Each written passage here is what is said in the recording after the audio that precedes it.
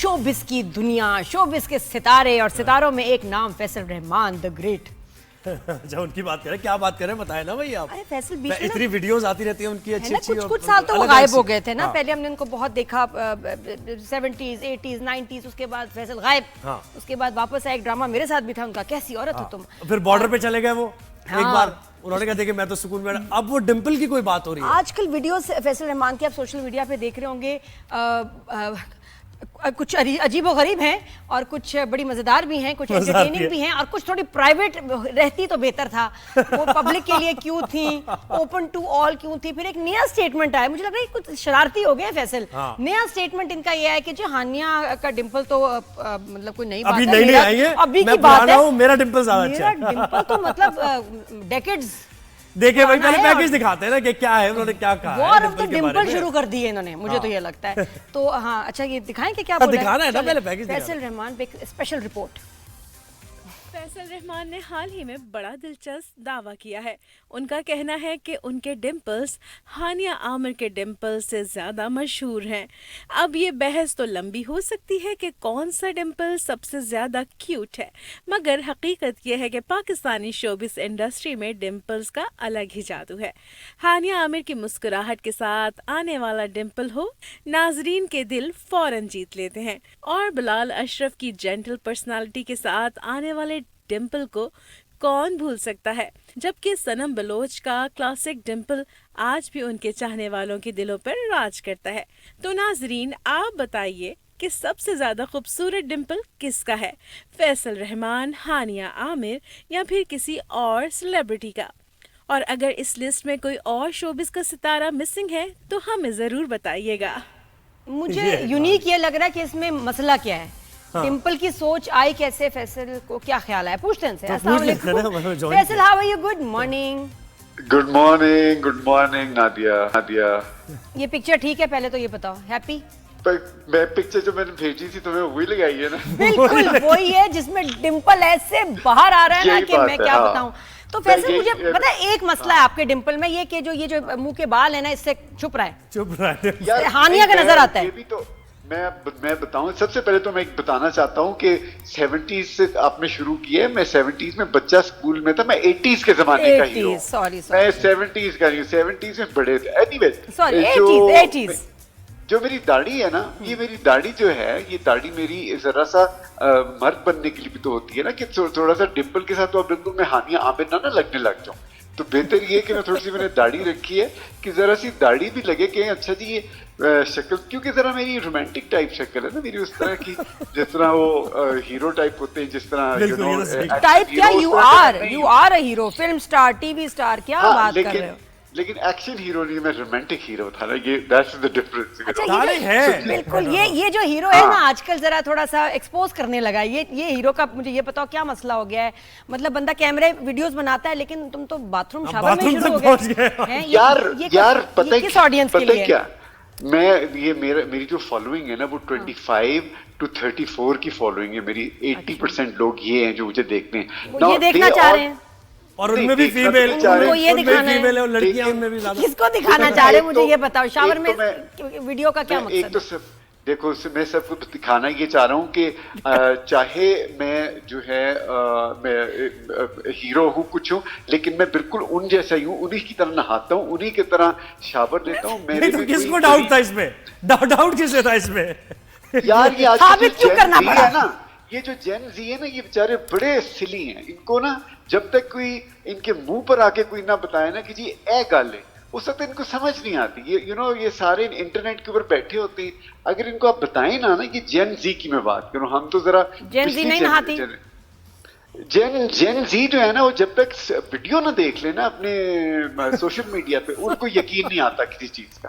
That is the difference. और भी बातों का यकीन नहीं आएगा, सब साबित करोगे। मैं ये कहता हूं कि वीडियो बस यहीं तक रहनी चाहिए अब, क्योंकि जेन जी तो बहुत वीडियोस देखना चाहते हैं। नहीं वो तो मैं बिल्कुल नहीं, वो तो मैं तो बिल्कुल इससे ज्यादा नहीं करूंगा। लेकिन ये कि मैंने अभी एक और शूट किया है अपने क्योंकि मैं एक जॉब कर रहा हूँ, उसमें ये एक्टिंग की जॉब है मेरी पहलवानों के साथ। तो मेरा एक पूरा फोटो शूट है जो मैंने पहलवानों के साथ किया, क्योंकि मैं उसके लिए जो है ना मैं प्रेपरेशन कर रहा था। तो वो भी आप लोगों को अनकरीब नजर आएगा। बट उसमें पता नहीं क्या क्या होगा। चलिए शॉर्ट्स में होंगे आप और वो अच्छा, लेकिन वैसे Faisal on a serious note के एक आपकी वीडियो आई कि जिसमें यू आर चेंजिंग बाथरूम में हैं, एक शीशे के सामने खड़े होकर आपने वो वीडियो बनाई, फिर ये कि शावर की नहाते हुए भी, फिर बाल काटते हुए भी आई। अच्छा, लोग उससे ना थोड़े ना भी उन्होंने पसंद भी नहीं किया कि भाई ये क्या हो रहा है, ये आप क्या दिखा रहे हैं, बॉडी दिखाना चाह रहे हैं, सिक्स पैक दिखा रहे हैं वैसी। अच्छा, कहा भी लोगों ने ट्रोलिंग भी की कि जी बॉडी तो वैसी नहीं है, आप क्यों क्या दिखाना चाह रहे हैं, शावर में क्यों वीडियो बनी। कभी हमने ऐसी वीडियो ऐसी आई डोंट थिंक सो मैंने देखी है। तो इसमें जो ये तनकीद आई है उस पर क्या कहोगे? इसी तरह की बात है जिस तरह आप कोई फिल्म करते हैं, लोगों को पसंद नहीं आती, आप कहते हैं यार अगली दफा ये फिल्म नहीं करेंगे। अब जो लोगों को मैं सारी चीजें दिखा रहा हूँ, जो लोगों को पसंद आएंगी चीजें वो मैं करता जाऊंगा, जो नहीं आएंगी वो मैं नहीं करूंगा। It is exactly the same thing, सिर्फ फॉर्मेट चेंज हो गया लेकिन कहानी वही है जो हम। और पसंद क्या क्या आ रहा है लोगों को, लोग क्या कह रहे हैं, क्या क्या पसंद? कुछ कमेंट्स बताएं मजेदार जो आपने पढ़े हो, बहुत हंसे हो कि क्या बाइसेप है या क्या है। हाँ सर, कमेंट्स बताएं। कमेंट्स बड़े तीली पहलवान, एक तीली पहलवान मुझे बड़ा पसंद आया था। फिर ये कि बस कर दें अब, इससे और बॉडी कहाँ जाएगी आपकी। वो अजीब अजीब, अपनी याद नहीं, बहुत अजीब अजीब मैसेजेस है। लेकिन यार देखो, द थिंग इज के at least I am doing something that people are either enjoying or not enjoying, you know. At least there is something, this is the new medium, this new medium, हम सब इस medium के हिस्से हैं और हम सब इसी, जिस तरह हम सिनेमा में और टेलीविजन में करते रहे इसी तरह इसके अंदर कर रहे हैं। अब टेलीविजन जो है वो ये जरा नीश मार्केट हो गई है, आपको पता ही है इस बात का। It's not the main entertainment. अब मेन एंटरटेनमेंट जो है सोशल मीडिया। आप जिस जगह जाएं, हर जगह जाएं, लोग फोन लेके बैठे होते हैं, चाहे बस में हो, चाहे कूड़ा उठाने वाला भी है वो भी फोन के ऊपर अपनी देख रहा है कि क्या हो रहा है, जो सफाई करने वाला है, जो कुक करने वाला है, सारे यही करते हैं। तो I think it's a great medium and we should all do it. और एटलीस्ट देखें आपकी फिटनेस से तो इंस्पायर हो रहा है ना लोग। अच्छा, और ये जो ये फिट रखा हुआ है, ये भी, और ये वीडियो किसी खास मतलब आप चाहेंगे किसके लिए वीडियो, कौन आपकी नीश ऑडियंस है? मेरी नीश ऑडियंस अगर आप जाए ना मेरे एनालिटिक्स में, एज तो समझ आ गई, इसके अलावा किस तबके से और किस प्रोफेशन से लोग, लड़के लड़कियां, कौन? नहीं, ये तो हर एक जो whoever likes it, whoever wants it, whoever likes it। अगर आपको, मैं कहता हूँ, मैं मैसेज ये भी की दफा कर दूं जी, आपको पसंद नहीं है तो आप ना देखिए ना, फोन आपके हाथ में है, बंद कर देना उसे। हाँ ना, देख क्यों रहे हो? कहो कि मुझे बार बार देख क्यों रहे हो फिर है? हाँ, हर वीडियो अच्छा, देख रहे हैं। कितनी लड़कियों के ऐसे मैसेज आए कि मुझसे शादी कर ले, मैं आपसे शादी। अच्छा, मजे की बात है, स्टिल सिंगल। हाँ, यही मैं कह रहा हूँ ना, बहुत सी लड़कियों वो अब पता है शादियों में, अब तो लड़कियां शादियों के मैसेजेस नहीं करती। अब वो कहती है जी हाँ आपके साथ डेट मारनी है या आप नंबर भेज दें अपना। ये इसके अलावा अब वो शादियों वाले जमाने गए। अच्छा, वैसे पता बाकी 80s 90s के प्रपोजल्स, फैन फॉलोइंग और अब जो है लेडीज का क्या, और ये डिंपल तो वहीं का वहीं है, क्या फर्क है? यार फर्क बहुत है ना। 80s में जब मैं फिल्मों में काम करता था, उस जमाने में मुझे लव लेटर्स आते थे खून के लिखे हुए। अब वो लव लेटर कागज के ऊपर खून, चाहे वो बकरी का खून था या मुर्गी का खून था, लेकिन लव लेटर्स खून से लिखे हुए आते थे। लेकिन वो अब जो है, अब तो डायरेक्ट कहती है कि जी आए, क्या आपका नंबर क्या है, let's go for coffee, let's have fun, let's. अब जो है चेंज ये आई है। तो कोई आपने सोचा कुछ 2-4 ऐसे थे शॉर्टलिस्ट की, अब कमिटमेंट के लिए नहीं आ रहे यार, कमिटमेंट की प्रेशर नहीं है। मैं बता दूं, कमिटमेंट इसलिए नहीं क्योंकि मैं I love my solitude, I love to be on my own and alone and do everything on my self, by my self, you know. मुझे I don't like too much of company, you know. कोई आसरा नहीं है, कोई आसरा, बस देख के खुश हो, बाकी कोई आसरा कोई चांस नहीं है। तो आप जवाब क्या देते हो? अच्छा, ये जो जिनके मैसेजेस आते हैं किस एज ग्रुप में हैं ये बताओ, और आप उनको जवाब क्या देते हो फिर जो फ्लर्ट कर रहे होते हैं? यार मैं बताऊं एज ग्रुप, मैं कई दफा 25-25 साल की लड़कियां भी करती हैं ना, तो मैं उनको कहता हूँ बेटे आप मेरे से आधी एज के हैं, तो प्लीज आप जो है ना मुझे जरा सोच के। वो कहती नहीं, I don't mind, I am looking for a father figure. नहीं तो गलत बात है ना कि आप टेम्प्ट भी कर रहे हैं उनको और फिर आप कह रहे हैं फादर फिगर।